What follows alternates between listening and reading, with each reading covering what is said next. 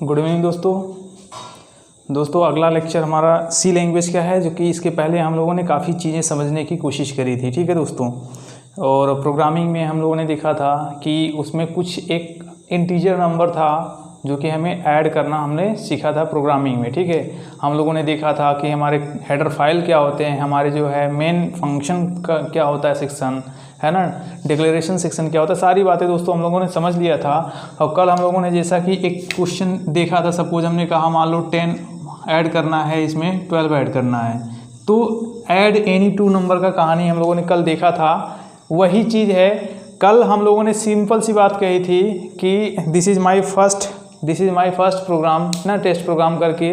और एक हम लोगों ने देखा था ऐड एनी टू नंबर, वहाँ पर हम लोगों ने देखा था कि डायरेक्ट वो हमारा डिस्प्ले होता था कहाँ पे, कंप्यूटर स्क्रीन पर ऐड होके आती थी कोई चीज़, है ना। आज थोड़ी सी क्या होगी, यहाँ पर जैसे हम लोग यहीं पर फंक्शन में ही अपने कोडिंग में ही सारे वैल्यू को इनपुट दे देते थे, और फाइनल जब हम लोग इंटर मार देते हमें रिजल्ट मिलता था सम, यानी टोटल ये दोनों डिजिट का सम हमें मिल जाता था। लेकिन आज जो होगा वो कुछ इस तरीके से होगा, जैसे ये मान लो हमारा कंप्यूटर स्क्रीन है, ऐसा है ना, ये हमारा क्या है, कंप्यूटर स्क्रीन है। हम लोग ये प्रोग्रामिंग जब लिखेंगे तो यहाँ पर हम लोगों ने क्या किया है, सेम वही चीज़ है कि ऐड एनी टू, यहाँ पर हमने लिखा write a programme to add any two number integer number, add any two integer number. Integer number बता ही दिया था, जो फ्रैक्शनल नहीं होता वो हमारे इंटीजर नंबर होते हैं। तो हमें इंटीजर नंबर 10 और 12 को सपोज हमें ऐड करना है, ठीक है, उसके लिए हम लोगों ने ये डिजाइन किया है।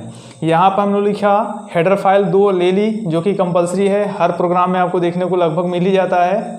यहाँ पे हमारा क्या बताइए, यहाँ पे हैज़ इंक्लूड स्टूडियो .h लिखा है, यानी स्टैंडर्ड इनपुट और आउटपुट हमने बताया था। इसमें मेन 2 ही चीज़ें होती हैं, एक प्रिंट एफ, और आज देखो यहाँ पे स्कैन एफ भी आ गया है ना। तो प्रिंट और स्कैन एफ कहाँ पे हैं, किस लाइब्रेरी में है, ये हेडर की लाइब्रेरी, ये हमारी क्या होती है, लाइब्रेरी होती है। ये हेडर जो सेक्शन में आप देख रहे हैं स्टूडियो .h, यानी स्टैंडर्ड इनपुट और आउटपुट, उसी लाइब्रेरी का एक और चीज़ हम लोगों ने यहाँ पे आज यूज किया, स्कैन एफ, और कल में हम लोगों ने सिर्फ यूज किया था प्रिंट एफ, है ना। तो आज ये भी यूज कर लिए हैं। वो कहाँ से आई, ये पॉसिबल कैसे हुआ, जब हम लोगों ने ये फाइल ली थी। दूसरी बात है इंक्लूड कोनियो .h, तो कोनियो का फुल फॉर्म भी पूछा जा चुका है। कोनियो को बोलते हैं कंसोल इनपुट और आउटपुट, ठीक ना, कंसोल इनपुट आउटपुट बोलते हैं। यहाँ पर हमने बताया कि हम लोगों ने मेन फंक्शन को ओपन किया। मेन फंक्शन हमने बताया था इसकी एक बाउंड्री होती है, जो कि ओपनिंग ब्रेसेस से ओपन होती है और क्लोज होती है लास्ट में क्लोजिंग ब्रेसेस से। यहाँ पे देखिए हम लोगों ने क्लोज किया, ठीक ना। तो ओपनिंग हमने किया किससे, वाइड मेन से ओपन किया है, इसलिए लास्ट में हम लोगों ने क्या लिखा है, गेट CS लिखा है, और लास्ट में रिटर्न 0 हम लोगों ने नहीं लगाया है। अगर हमने बताया था कि अगर वाइड की जगह पे इंट मेन होगा तो लास्ट में हमें क्या लगाना पड़ेगा, रिटर्न 0 लगाना पड़ता है। तो उसकी भी कहानी आगे हम लोग देखेंगे, बताएंगे कब लगता है ना, कहाँ लगेगा, कैसे लगेगा। आज वही है सेम, कल वाली जो लेक्चर थी इसकी पहले वाली में कि हमें 2 नंबर को ऐड करना था, आज वही फिर स्टार्ट कर रहे हैं। लेकिन इसका तरीका थोड़ा सा डिस्प्ले, यानी हमारा जो रिजल्ट आउटपुट मिलेगा उसका तरीका थोड़ा सा हटके होगा। अब हम लोगों ने देखा यहाँ पे वेरिएबल को डिक्लेयर किया। वेरिएबल हमने बताया था क्या होता है, एक तरीके का, बताओ वेरिएबल क्या होता है, ये हमने ऑलरेडी बता रखा है, ठीक है। तो वेरिएबल हम लोगों ने इंट मतलब इंटीजर A और इंट B, हमने इंटीजर B और प्लस सम, 3 हम लोगों ने वेरिएबल डिक्लेयर किया, है ना। तो एक तरीके क्या होता था, हमारा एड्रेस होता था ये वेरिएबल का। तो स्टोरेज एरिया जो थी, यहाँ पर हम लोगों ने कहा कि प्रिंट, मैसेज प्रिंट कराने, जैसे ये आएगा print F inter the value of A, जैसे ही आएगा तो पहला कंडीशन देखो, यहाँ पे पहला आया क्या, प्रिंट, मैसेज प्रिंट होगी। तो ये कंप्यूटर स्क्रीन जैसे हम लोग इंटर मारेंगे तो पहली कंडीशन फिल, चूँकि स्टेप बाय स्टेप सॉल्यूशन होता है। तो जब स्टेप बाय स्टेप सॉल्यूशन होगा तो पहला स्टेप क्या है बताओ, इंटीजर चूँकि डिक्लेरेशन होगा तो इसको हमारे प्रोग्राम को पता चल जाएगा कंपाइल करने के बाद हमें इंट A और B को क्या करना है, सम करना है।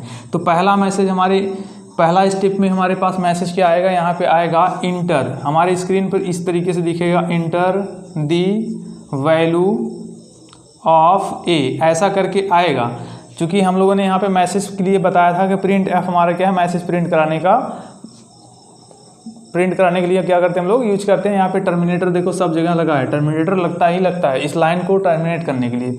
अभी कह रहा है कि enter the value of A, तो जो हम लोगों ने स्टोरेज बताया था ना, यहाँ पर ऐसे करके A अपना स्थान घेर लेगा, B अपना स्थान घेर लेगा, है ना। कल बताया था इसके लेक्चर पहले वाले में।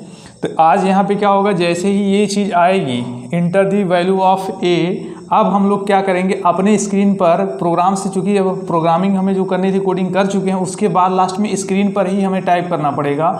यहाँ पे जैसे ही हम टाइप करेंगे, मान लो 10, वो हमने कहा ना कि ए की वैल्यू कितनी हमने 10 करा दी, जैसे ही ये टाइप करेंगे ये तुरंत अपने स्थान पर जाके यहाँ पे क्या करेगा, ए के स्थान पर जगह अपना जो था वो बुक कर लेगा। ठीक है, यहाँ पर है स्कैन एफ क्या करेगा, %d यहाँ पे लगा है ना, क्योंकि हम लोगों ने पहले मैसेज प्रिंट करा दिया तो यहाँ पे मैसेज प्रिंट हो गई पहली कंडीशन में।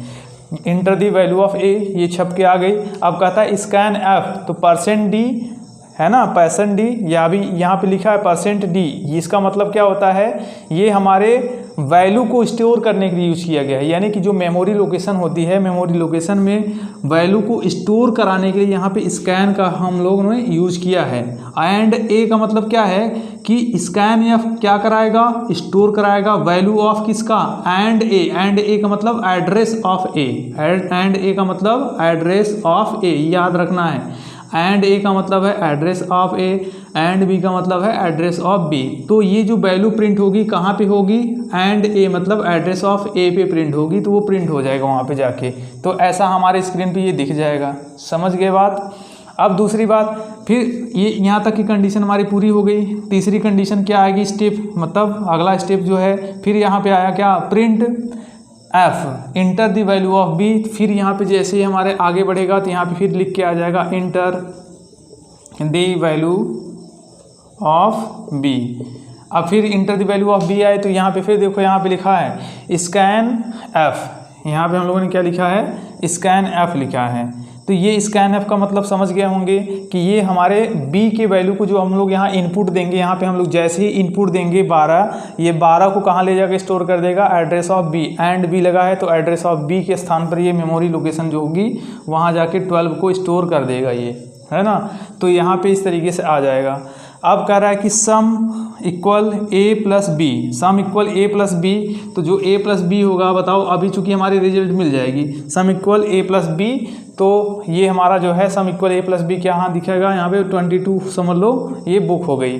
तो अभी क्या है, प्रिंट द, अब चूंकि हमें आउटपुट लेना है, करा कि प्रिंट एफ, करा कि the sum of A and B, तो यहाँ पे लिख के आ जाएगा ना द सम ऑफ, यहाँ पे तुरंत आएगा the sum of A and B equal to कितना आ जाएगा आपको पता है।